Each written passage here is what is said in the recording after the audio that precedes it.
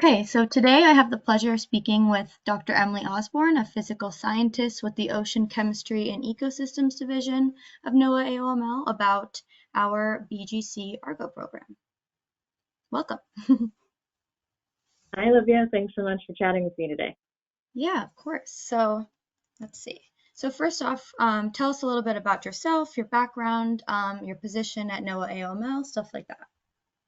Yeah, so I started working with AOML about 2 years ago now, and I've been with NOAA since 2017. And when I have worked with NOAA previously, I was working at our headquarters location in Silver Spring, and so I've gotten to work at a couple of different levels of the agency, kind of initially with management and policy, and now I have made my way back to research and have been working as the principal investigator for our Biogeochemical Argo program at AOML for a few years now. Amazing. So if you could just tell us a little bit about the BGC Argo program, what it is and how it got started at AOML. Sure, yeah. So the Biogeochemical Argo program, or BGC Argo for short, is a very new program to us here at AOML. So we got our first floats about a year ago and launched them in the Gulf of Mexico. But what you're looking at here on the screen is this autonomous float technology that we use to observe the ocean. So these floats weigh about 80 pounds. They're about 5.5 feet tall, and they have all sorts of sensors on them, which are able to make measurements over the upper 2 kilometers of the water column once we put them out in the ocean. And they're able to drift there. They're battery operated, so they can stay out in the ocean for up to 5-7 years if we're lucky. So giving us lots of data about what's going on out there in the big open ocean. So cool. So these floats are obviously very special and pretty complex. So can you tell us a little bit about the floats and the way they're designed and how they're maybe different than the other Core Argo floats?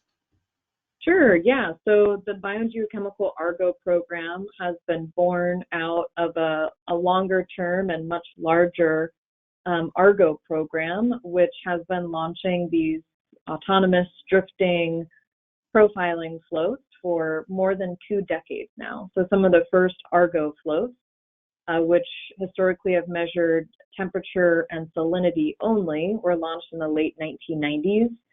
And there are about 4,000 of these Argo floats across the ocean at any given time. And so with the huge success of the Core Argo program measuring temperature and salinity over the upper 2 kilometers of the ocean, researchers thought, let's add biogeochemical sensors and really get to understand how biogeochemical cycling is happening across this portion of the ocean water column. Prior to the creation of this BGC Argo program, the measurements that scientists were collecting in terms of biogeochemistry in the open ocean were really limited to researchers going out on cruises and collecting these measurements, which can happen maybe once every 5-10 years. And we've got a big ocean to cover.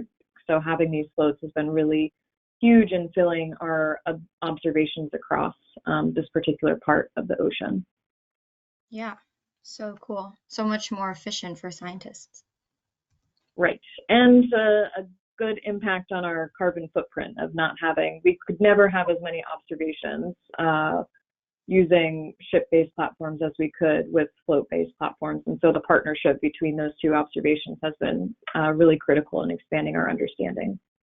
Yeah, I could imagine. So another question, what kind of, questions can the data that these sensors collect and bring in, can they answer?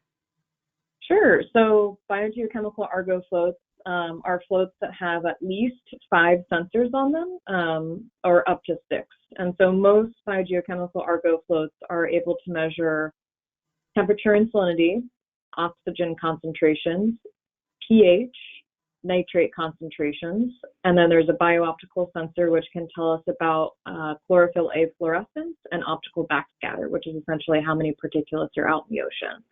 There's a relatively newer sensor that's still in development that a smaller number of BGC Argo floats have, which is an irradiance sensor, which tells us how deeply sunlight penetrates into the ocean. So the collection of all of these sensors on these BGC Argo floats can help us to understand processes like ocean deoxygenation, how that's progressing with ocean warming. We can see changes in ocean pH that can allow us to track the progression of ocean acidification, and also understand natural variability that happens in ocean pH. We can look at things like how are phytoplankton production processes changing over seasons and over years. How is that impacting the way that these particulates are drifting all the way from the surface down to the seafloor, which helps us to understand how important elements like carbon are cycled by the ocean. Very cool. And then the last question, so what do you hope for the future of BGC Argo at AOML? It's relatively new, and so maybe, 5-year plan, 2-year plan, something like that. Yeah, so we have a budding program here at AOML, and we've really been targeting the Gulf of Mexico for our BGC Argo program. There's a really limited number of open ocean observations with respect to biogeochemistry in the Gulf of Mexico, and we felt like that was a great place to start dedicating our efforts to here at AOML. And so far, we have had 3 operational BGC Argo floats within the Gulf of Mexico. These are the first BGC Argo floats ever that have been launched in the Gulf. And so we really hope to see that number grow over time. We know that there's a lot of variability that happens in the Gulf of Mexico. We have the loop current to contend with, and extreme weather events, and seasonal hypoxia, huge nutrient fluxes from river systems. So there's a lot going on in the Gulf, and we're excited to build out and increase our number of floats in the Gulf and get a really better picture of what's going on with respect to biogeochemistry there. Yeah, really excited to see what happens next. Me too. Yeah, amazing. Unless there's anything else you'd like to add, that's all I have. And thank you so much for taking the time to chat with us today. Yeah, thank you so much, Olivia. Thank you.